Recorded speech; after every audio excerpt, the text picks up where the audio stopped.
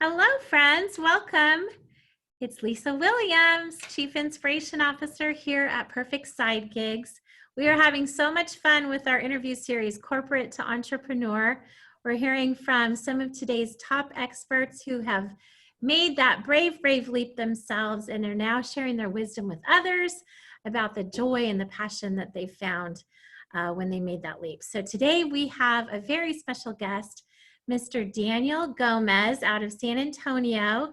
He has been, wow, he's bringing us 2 decades of experience in leadership development and sales training and confidence coaching. He is a world-renowned author and speaker and has an amazing family with Mari and 2 kids, really doing some special things. So welcome to our show, Mr. Daniel Gomez. Man, Lisa, I'm super excited to be with you. Thank you so much for having me be a part of this, and I'm honored. And man, it's going to be an amazing time with you. So, woo! Thank you. Absolutely. Oh my goodness. So you come with a really interesting background. You come from the automotive space, and I see it seems as though you've probably paralleled your entrepreneurial pursuit as well as corporate for a period of time. I'm curious what made you make that leap, and when did you finally know it was time to do it full time? Well, it's funny because when my dad was diagnosed with cancer when I was 26 years old, my life totally changed at that moment. And that was actually my first full, in all the way try at entrepreneurship. And we had a piñata business of all things for about a year. And after my dad passed away, it's like I didn't want to do it because I was doing it for my dad. And when you're going through it, being 26 years old, it was you learn a lot of lessons. But I think at that time, I just saw everybody else kind of making their living and doing good. That after he passed away, I just lost the desire. So I went back to work, and when I went back to work, it's like my old boss was offended that I left the first time. So he goes, "Well, you're overqualified now." So I was like, right. So when I went back, I went to the automotive industry, and I applied the principles that I learned back in running an interior landscaping company. And I just elevated by the grace of God so fast that I became like the top salesman within 2 years in a row and made more money than I ever had. And then that's where I really learned about business more. So when my wife was diagnosed with breast cancer 3 years ago, she got depressed on me, and because she had a double mastectomy. And of course, a woman, just imagine your woman, right? I mean, a woman without her breasts is Yeah. Your whole life changes. And my wife, she had a C cup, so she didn't have like big breasts, but you could tell the difference without any breasts. And she got depressed on me really bad. So I had to make a decision.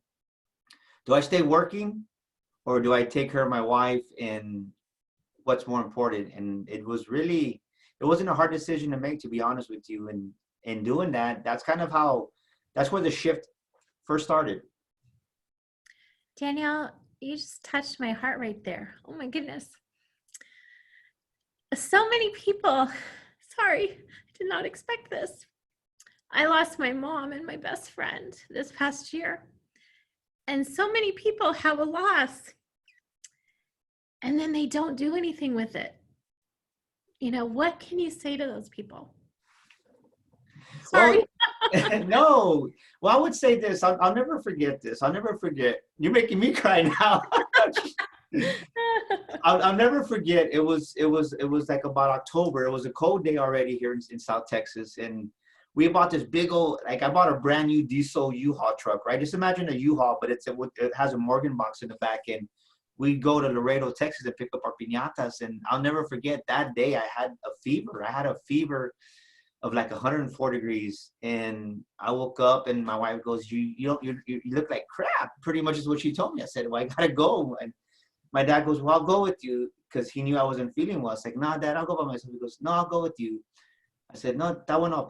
I'm good." He goes, "I'm gonna go." So he came along, and I'll never forget, when we got halfway to Laredo, which Laredo's about 2 hours and 2.5 hours from here, depending on how fast you drive. Like the chills and the fever came on so bad that my hands started shaking. I couldn't drive, and my dad was like, "Hey, pull over." And I'm like, I got it, Dad. And he goes, Daniel, right? He would say in Spanish, Daniel, pull over, son. And I'll never forget when I pulled over. And the reason it touches me because he had chemotherapy the day before. I felt like bad. I can imagine how he felt. He goes, no, I'll get us there. And as much as I tried with my will to make it to Laredo that day, I didn't. And I don't know how my dad felt, but I know for previous times with chemotherapy, it kicked him in the butt. But he got us to Laredo, and I never forget that moment because he dug deeper than I could dig at that moment in my life. Yeah. But I learned that day what grit really was. I think a lot of times you hear people talk about grit and desire and what's your passion, and but that day I experienced it, and I don't know what happened, but the grace of God just came upon us when we got to Laredo, and I ended up buying some orange juice at a store, and I said I think I can make it back. I bought some medicine there and drugged up on, I don't know if it was Dayquil or something, but I was able to get us back. But I'll never forget that moment, because if my dad wouldn't have taken over the wheel at that time, we might have wrecked, right? Because that's how bad I felt with just a fever. But I say that because there's always a bigger purpose in you to go on. And I think little did I know that lesson that I experienced when I was 26 years old, that was going to come into play 20 years later, right? 18 years later to the exact, actually, I was 44 years old. And when I saw that with my wife, I didn't really think about it, to be honest with you, because we were just talked about this actually like about 2 or 3 months ago, because I don't know how the conversation came up. And somebody asked, she goes, well, do you realize like Daniel started his business while you were going through your breast cancer journey? And my wife said something she never told me. She goes, I was so mad at him. I was like, how in the heck are you going to do this with no customers, no nothing? And she's going through her breast cancer, double mastectomy, her reconstructions. She goes, it doesn't make sense. And to me, I didn't think I was going to fail when I started. I just knew that it wasn't an option. I didn't know how. And then what really tops it out is that one of my coaches that I hired when I first got started, he goes, Daniel, he goes, you don't realize what you're doing, right? So what are you talking about? He goes, dude, most speakers don't even make it because they don't make it. And you're making it while you're making it, but you're also making it while your wife's going through her journey, and that's unheard of. And I'll never forget his words. And when he told me that, it didn't resonate, right? I heard it, but I didn't listen to it. And not until probably about a year later that I really like grasped it. I was like, wow, like I look back at what I did. I was like, who's like, let's be honest, right? Who's dumb enough to do something like that with their wife going through breast cancer and do it? So that's why when somebody gives me an excuse, I'm like, hey man, there's no excuses. You can't tell me that because of what we're going through, even right now in this season that we're in with Corona, right? It's like, you still got to take action. You still got to push forward. But my wife was going through breast cancer. I didn't even know she was going to live when I started the business, but I knew that in order to spend time with her, I couldn't be at my old corporate position. So I knew that wasn't the option. And I knew that no matter how many tears I cried, because everybody thinks, oh man, I want to be an entrepreneur. I want to be a business owner. I want to do this, and great. But then they don't know what it takes. And then once they get the taste of what it really is to be an entrepreneur, they give up. And this is a quote that I came up with probably about a year and a half ago. I made it into a meme that says, you're not a true entrepreneur till you spend 5 minutes in the bathroom crying and you're 99.9% sure that you're going to give up and quit. But you don't. And then you don't. And then you don't. It's not fair. You're not supposed to make me cry. Oh my gosh. There's so much that you just said. Adversity. I mean, we're, for those listening, later, we are in the midst of the COVID-19 crisis. We're in week 7, is it? And so many people are living in fear. I just spoke with a gentleman and he talked about, 90% are going to come out of this no different. In fact, probably going backwards in life, but 10% are going to come out and be innovators and start something new. Tell me about what you're excited about right now. Tell me about what's going to change for you. Well, what I'm excited about just being here, actually, I've been busier here at my house. I'm getting excited because I'm starting my podcast. I've been talking about it for a year now, and I never got around to it. And it was a good problem because I was touring the country, speaking in California, where you're at, Florida, sharing stages with Les Brown and Forbes Riley, and just having my own events here in San Antonio, which was awesome. But I always, like I was telling a client of mine earlier, it's like what you focus on is what you're going to attract to yourself more of. So since I was really focused on speaking engagement, the speaking engagements were coming, and they're like, well, how you doing it? I'm like, well, I had a shift, and all of a sudden it's like, okay, well, my coaching clients went from like 10 to 4, and now they're going back up to 10 again. But because that's what I'm focusing on right now, that's why it's important to have 3 different products or services that you can count on, because I think too many people, they don't diversify enough with their own portfolio. But I think they get confused because of this, because every time you start a business, you hear too many people say you got to niche down. You got to niche down as a speaker, you got to niche down as a coach, and you got to niche down as a trainer. And I think that's a bunch of baloney, to be honest with you, because I think this word of wisdom is going to help some of those entrepreneurs out there, small business owners. You have to see yourself as Allstate. And the reason I say Allstate is because Allstate, first of all, they came out with automobile insurance, which is one product and service. Then they came out with recreational, which is boats and motorcycles. Then they have their home. So they have all these insurances, but it's not the same niche, right? It's insurance, but there's different categories. And then they took it a step further, and now they have financial services. So now you have like a financial institution, which is equivalent to a New York Life or to a Edward Jones, but it's all within the Allstate umbrella. And it's not just strictly insurance anymore. And that's where most people, I think, fail as small business owners, because they don't diversify and have a lot of products. And say you have a retail outlet, well, yes, maybe you do cupcakes, but what goes with cupcakes? Well, ice cream. Why not have a freezer there and put ice cream there? It's just another revenue, another way to generate revenue for yourself. And most business people don't stick that way. That's why most entrepreneurs fail in business or whatever aspect, whether it's brick and mortar or whether it's a speaker or whatever it may be. That's why most businesses fail after the first year. 90%, over 90% fail. Then after 5 years, another 90% don't make it after that. Right. What's your podcast going to be called? It's the Daniel Gomez Inspire Show. Oh, the Daniel Gomez Inspire Show. So it's going to be awesome. I'm excited. It's going to be hosted on Lipsyn. And actually, I'm getting ready for my launch. So I recorded a couple of sessions already, a couple of shows, and I'm excited. I got billionaire Alex Stern coming on here next week, so we're going to record his episode. So very cool. It's good stuff. When are you launching?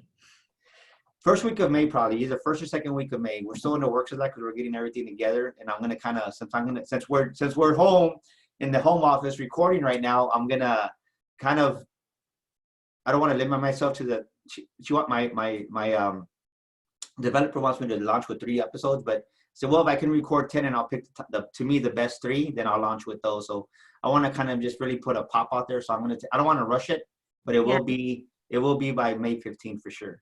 Okay, cool. So you said something that it rings true to me. I mean, I've been recruiting for 25 years and I've seen so many companies, they have all their eggs in that one basket, and the owner's wearing all the hats and they're not ever paying themselves first by saving.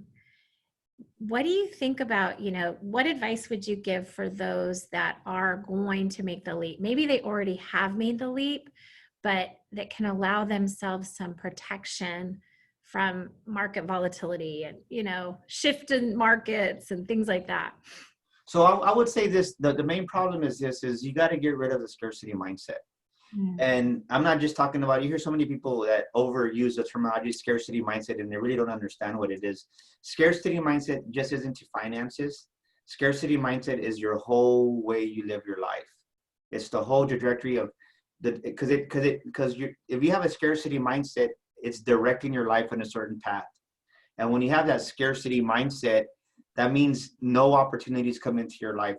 I would say you miss over 50% of your opportunities because the opportunities are around us. You just don't see them when you have that scarcity mindset, which another terminology, I call it a destructive mindset.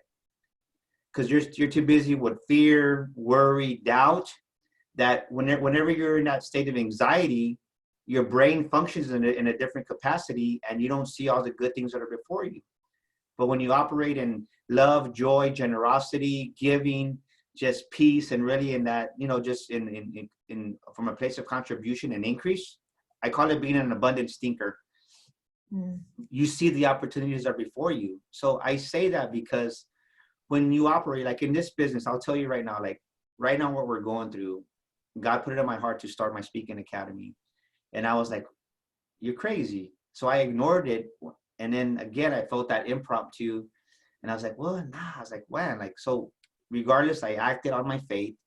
And because of that, it's like, because each ticket, think about this, it's not a low ticket item. Each ticket is averaging about $2,000 a ticket, and we're limited it to 40 attendees. Lisa, we've already sold 10 tickets during this Corona season. But it's because I don't have a scarcity mindset. I believe that I serve the God of increase, the God of more than enough. Mm. And because of that, the people are coming and they're buying the tickets because we're bringing value, of course, but it's just like, you got to expect it and believe it for yourself. And that's a big difference between scarcity mindset. You don't see the opportunities. As to an abundance mindset, the opportunities, they chase you down. Mm. I love that so much. I want one of those tickets. Yes, you need to come for sure. You and I talked about our faith a little bit before we started, and I find so many of our speakers, they, they call it different things. For some it's God, some it's Allah, some it's just a higher power. Can you tell us a little bit about your faith journey and Jesus has been at the wheel, clearly. Beautiful song. I forget who sings it, but Carrie Underwood. that's right. Oh my goodness. She's one of my favorites. How could I forget that? But can you just tell us about your faith journey a little and what your faith has, how that's propelled you forward? Well, it goes back to what I told you about my dad. When he was diagnosed with cancer, they gave him a month to live. And I remember being outside the hospital just crying here in San Antonio at UTSA Health Science Center back. That's what it was called back then, 20 years ago. And I remember just crying right there by this big old planter that doesn't exist there anymore because they redid the hospital. And I just said, God, I don't know who you are. I go, I believe there's a God. But I said, if you help my dad, I'll serve you the rest of my life. Hmm. And nothing happened. I went home and actually got a little tipsy that night. Woke up the next day and my wife thought I was crazy. It's like I was a different person. The Holy Spirit just got a hold of me. And Jesus became the center of my life. And my wife thought I was like really crazy. She thought it was just a fad I was going through. But needless to say, because of that, my dad lived a whole year instead of a month. And I got a chance to really spend some time with him. I took care of him for that last year of his life. And that led me to the automotive industry. And I think my fate there, because everybody thought I was crazy because I was going to sell cars. I excelled at that and made more money than I ever have. And it's not just about the money, but it was the fact that I had money to do things I'd never done, to bless people, to give people, my kids, homeless and needy. We really give a lot to the homeless and to the needy. And I think just through that, it really helped me to build my business mindset. And after, I think 7 years into the business, I started running the dealership and learned more about the business and just really understood what it ran to run a multi-million-dollar organization. So that's really helped me. And I think I'll be honest with you, for many years, I kind of backslid and we'd still go to church, but I wasn't 100% committed to God. But I knew his principles. And I think that's what people forget is principles are principles. And I see a lot of people that don't even apply principles to their life, and they wonder why they're not succeeding, whether it's in their personal life or in their business life. And God put me in a position to where it's like, hey, dude, you're not listening to me anymore. I need to get your attention. And there was warning signs. Believe me, it's kind of like a car has a check engine light on. We know it's a warning, but I was ignoring those because I could buy my way out of things, right? Not illegally, but just to say something happened. Well, you know what? Here's $1,000, pay that off, or here's whatever. Well, when my wife was diagnosed with breast cancer, I knew what it was, and I had to surrender right away. But I will tell you this: I didn't realize how far my heart had come away from God at that moment. You and I spoke about our loss a little bit, and I had a moment last year where I was laying next to my mom, and she looked at me and she said, "I have no regrets." And I think so many people live life and they haven't lived it fully. You know, what do you want to say to those people to wake them up and you know, have that opportunity to live life as fullest as they can? Well, I'll say this. I'll say the moment you let go, you really start living. Because if you think about it, we're not in control anyway. Right now, this is a perfect example of how, no matter how poor or how rich you think you are, if you're that micromanager or you're that person in control, you're not. It just showed it. The world just shut everybody down. It didn't matter if you were black, white, Asian, Korean. So if you think about it, are we really in control? No, we're not. Because when the universe speaks, believe me, he's gonna get your attention. Even if you don't want to listen, you're gonna listen. People are listening now. So I would say that you're not really in control anyways. And I think, and what comes to mind right now is Kobe Bryant, the basketball player. Think about this. He had enormous wealth, beautiful house, beautiful savings, and definitely, you know, he was at the top of his life after basketball.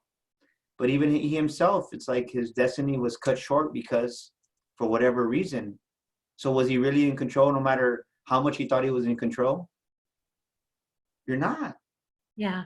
So the moment you truly let go, and for me, let God, everything else just falls in place. Yeah. And it's a lot less stressful. It's a lot less anxiety because stress comes from this. When you worry about something, that's where the stress comes from. And usually when you worry about something, you know what that's really saying?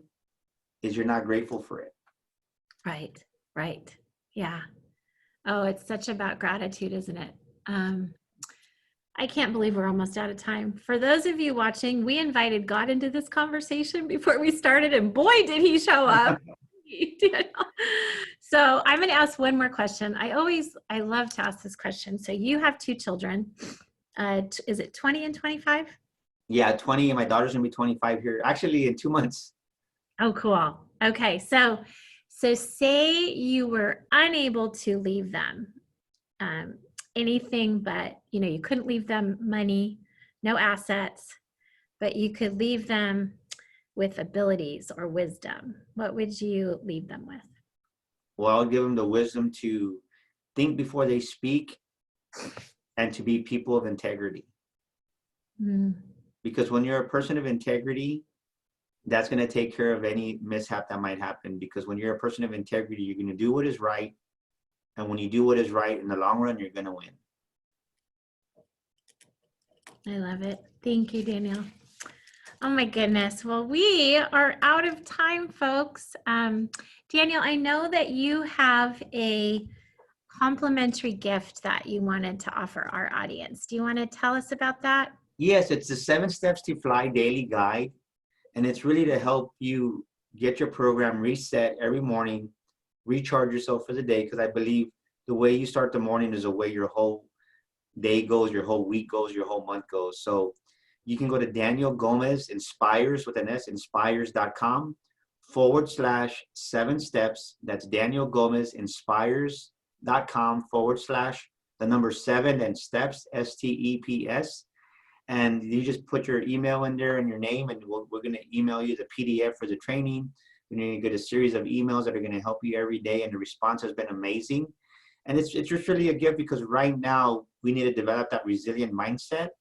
And this training is going to help you develop that really resilient mindset. And that's my gift for me to your audience. Okay, awesome. Oh my gosh. Well, I have so enjoyed our time together.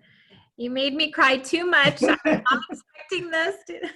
No, I tell you what, it's been a great conversation, and definitely, I definitely encourage your audience to take advantage of that. And if they want to get a hold of me directly, they can email me at daniel@danielgomezspeaker.com. That's daniel@danielgomezspeaker.com. And I love people, and that's what I do, and I thank you that God put me and you together, because it's been an amazing time. So I'm grateful for that. Absolutely. Well, hey, listeners, thank you for joining us. I hope it's brought some value to your life. Be sure that you tune in next time to Corporate to Entrepreneur, as we are hearing from these beautiful souls about their journey and in finding their true joy and passion through entrepreneurship and business building. Bless you all in your life journey, and we'll see you soon.